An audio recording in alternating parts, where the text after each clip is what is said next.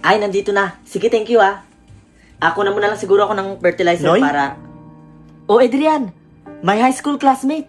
Dito ka nagtatrabaho sa Green Garden?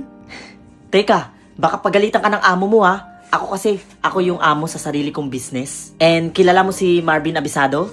Siya lang naman yung ka-meet up ko ngayon.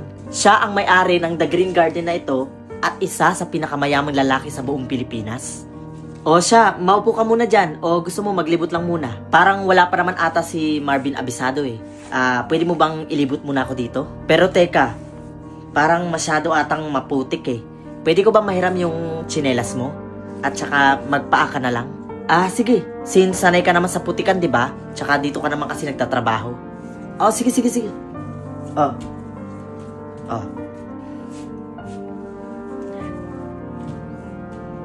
Tara na. Tara. Dito namin ilalagay yung mga fertilizer, yung mga flowers, tsaka mga cactus.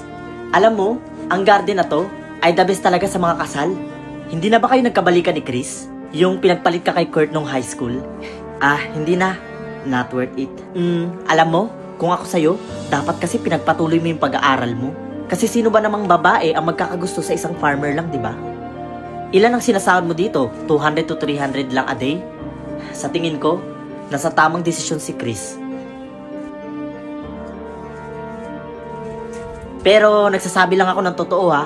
Iba pa rin kasi kapag asensado katulad ko. Uy, ala. Ano tong dumapo sa bag ko? Ay, ako na yung magpapagpag. Ay, hindi. Galing ka sa putikan, di ba? Wag na, baka marumayan pa tong bag ko. Balik na lang siguro tayo sa lobby. Sige. Uy, ala. Nadulas ka? Sorry hindi kita matutulungan. Mauna na lang ako doon sa lobby. Sorry. Asan na kaya si Marvin Abisado? Wait lang tawagan ko muna si Marvin.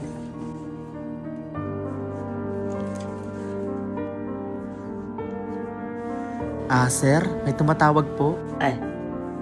Thank you. Hello? Hello, Mr. Adrian Gonzalez. This is Marvin Abisado. Pwede ba natin i-reschedule ang meeting? Nadulas kasi ako and I can manage it right now. By the way, nice meeting you.